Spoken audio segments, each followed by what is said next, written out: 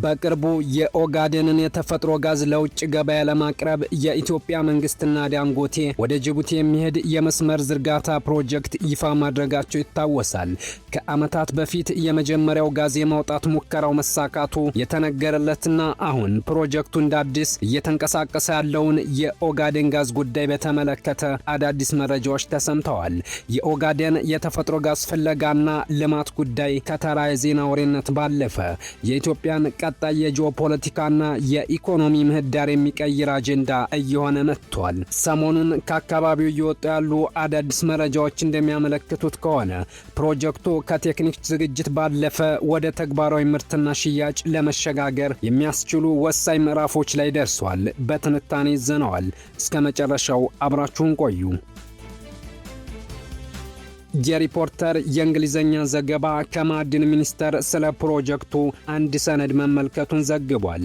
በሰነዱ ላይ ስለ ፕሮጀክቱ አዳዲስ መረጃዎችን ይፋ አድርጓል።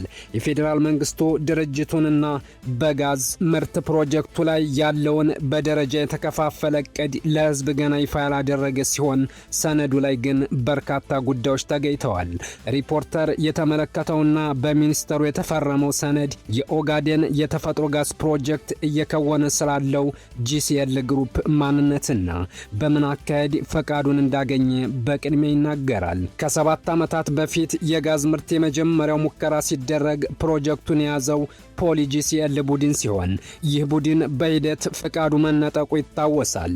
በተጨማሪም ሰነዱ አሁን ፕሮጀክቱን ያስቀጠለው ጂሲኤል ግሩፕ የፖሊ ጂሲኤል ግሩፕ ግማሽ አካል የነበረ መሆኑን አመልክቷል። የሚኒስቴሩ ሰነድ ባለፈው ዓመት ድርጅቱ ለፍቃድ ማግኛ ለኢትዮጵያ መንግስት $825 ሚሊዮን ሳይከፈል እንዳልቀረ ጠቁሟል። ቡድኑ በዚህ የጠቀሰውን ያህል መጠን በካፒታል ያስመዘገበ ሲሆን የኢትዮጵያ መንግስት ዋስትና የሚሰጠው የውጭ አካውንት ከፍቶ የተጠቀሰውን ገንዘብ ማስቀመጡን ዘገባው አመልክቷል።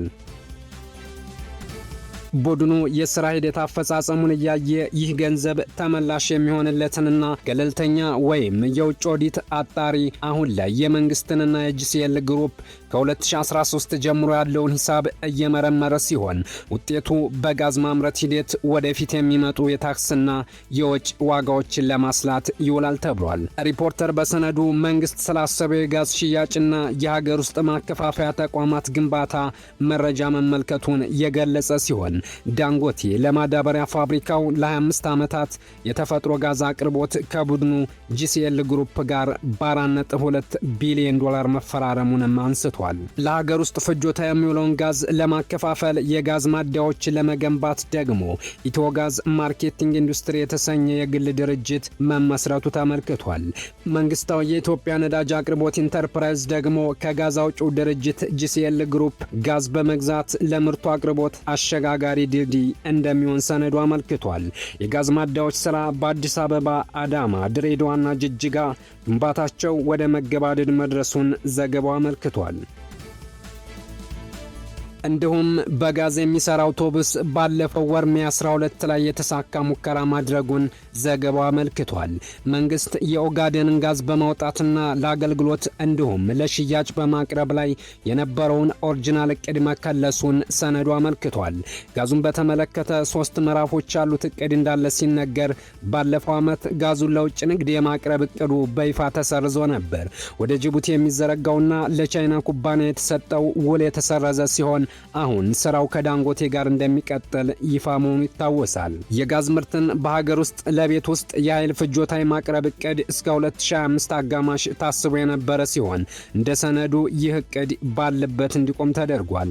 የኦጋዴን የማዳበሪያ ፋብሪካ 60 በመቶ ድርሻ ዳንጎቴ መያዙን 40 በመቶ ደግሞ በኢትዮጵያ ኢንቨስትመንት ሆልዲንግ እጅ መሆኑን ያስታወሰ ሲሆን የፕሮጀክቱ ኢንቨስትመንት ከባለፈው ዓመት ወዲህ ከ2.5 ቢሊዮን ወደ 4 ቢሊዮን ከፍ ማለቱን ጠቅሷል። በተጨማሪም የጋዝ ማጣሪያ ፕሮጀክቱ እስከ 2029 ድረስ ወደ ስራ እንደሚገባ በሰነዱ መስፈሩን ሪፖርተር ዘግቧል።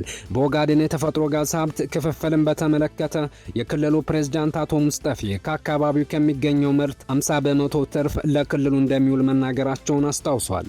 ፕሮጀክቱ ለማዳበሪያ ማምረቻው 1000 ዋት ኃይል እንደሚያመነጭ ሲገመት በአካባቢው ከፍተኛ የሥራ ፈጠራም ከአሁኑ ስምምነት ላይ መደረሱን ዘገባው አመልክቷል። በክልሉ የሚገኘው የቀብሪ ዳሃር ዩኒቨርሲቲ ከጂሲኤል ግሩፕ ጋር በስራ ፈጠራ እድል ስምምነት ያደረገ ሲሆን የዩኒቨርሲቲው የፔትሮኬሚካል ኢንጂነሪንግ ተመራቂ ተማሪዎች በቀጥታ በጋዝ ማምረቻው እንዲሰሩ ይደረጋል። የመረጃ ምንጩ ሰነዱን በመመልከት ያደረገውን ግምገማ ተከትሎ ኢትዮጵያ በጋዝ ሀብት ላይ ሄደችበት አካሄድ እያዋጣት ይገኛል ሲል አስፈሯል። ይህ የኦጋዴን ጎዴ የተፈጥሮ ጋዝ ፕሮጀክት በዓመት 111 ሚሊዮን ሊትር ማምረት የሚችል ሲሆን ለማዳበሪያ ማምረቻ ወሳኝ የሆነውን ግብዓት በማቅረብ ለምግብ ሉዓላዊነት ጥረታችን የማዕዘን ድንጋይ ሆኖ ያገለግላል።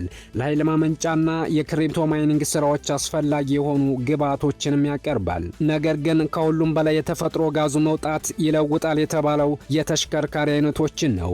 ኢትዮጵያ አረብ ሀገራት እንደሚወጡት አይነት ድፍድፍ ነዳጅ ወይም ናፍጣ፣ ቤንዚንና ኪሮሲን የመሳሰሉትን እስካሁን አላወጣችም። እንዳላት ቢነገርም እስካሁን ግን አልወጣም። በዚህም ምክንያት ናፍጣና ቤንዚንን ጨምሮ ከውጭ ነው የምታስገባው። ይህም ከፍተኛ የዶላር ምንዛሬ የሚጠይቅ በመሆኑ ለመቀነስ በርካታ እርምጃ ወስዳለች።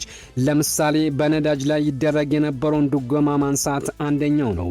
ከማንሳት ባሻገርም 30% ታክስ ለመጣል ውሳኔ ተላልፏል። ይህ የነዳጅን ዋጋ እጅግ ከፍተኛ የሚያደርገው ሲሆን የኑሮ ውድነቱንም ያከፋዋል ተብሎ ይጠበቃል።